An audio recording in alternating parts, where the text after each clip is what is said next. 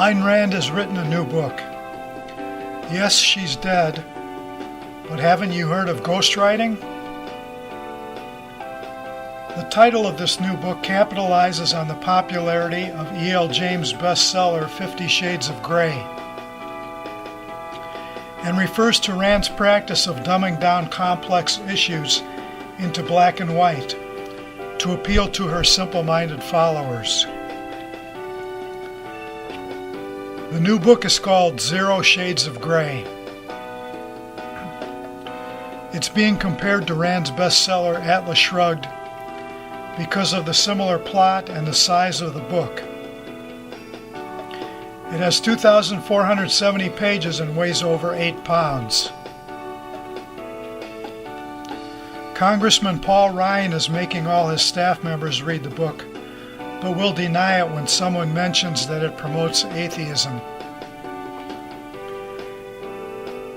As in Atlas Shrugged, the heroes of 0 Shades of Grey are tall, good-looking, blonde-haired, blue-eyed, selfish people born into rich families. They believe in unregulated capitalism, every man for himself, and using gold instead of currency. They don't believe in charity, or having children, or being nice. The so-called villains of 0 Shades of Grey are subhuman scum who believe in reality and think there should be some rules. They are short, fat, and ugly. They have pig-like eyes and look like rat-faced tennis players.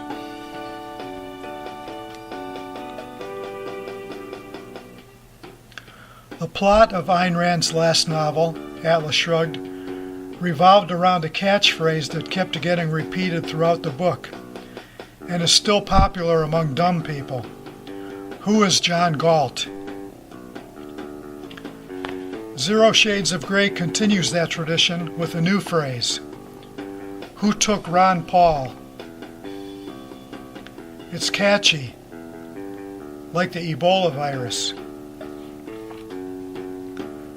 By the time we find out the answer to that question, we are halfway through the book and faced with a 723-page speech that makes no sense.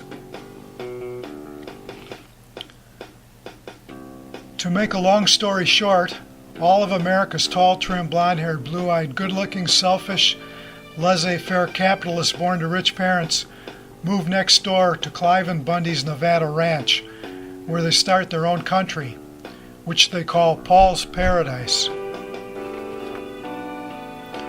There are no taxes, also no services, no police, no fire.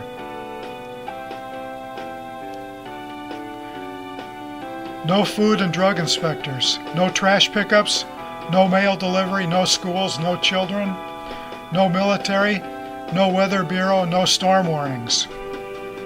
There are no potholes, mainly because there are no roads.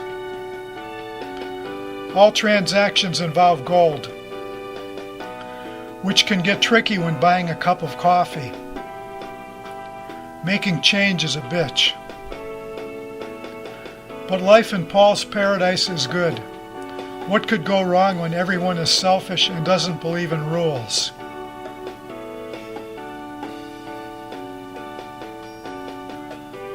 When Rand's heroes move to Paul's Paradise, the rest of the country falls apart.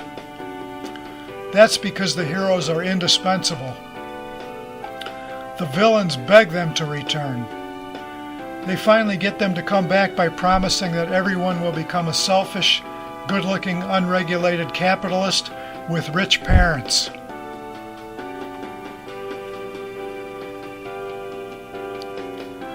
Rand fans will also be interested in another book scheduled for publication, the Ayn Rand Dictionary. Rand was famous for redefining words, so this book will be helpful to anyone who actually reads her books. This book is sure to become the definitive work, or maybe I should say the redefinitive work.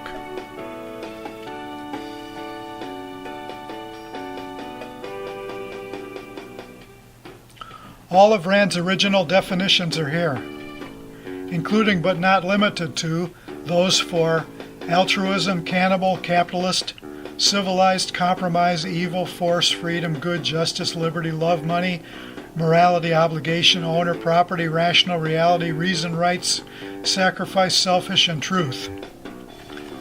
Ayn Rand redefined words in alphabetical order. In a bonus section, Rand talks about some of the new words that have come into use since her death. Her favorite is selfie. She also likes iPhone and the me generation. She doesn't like No Child Left Behind. She prefers No Child. Both of these books will become bestsellers as conservative billionaires buy them by the truckload and give them away free to schools and libraries.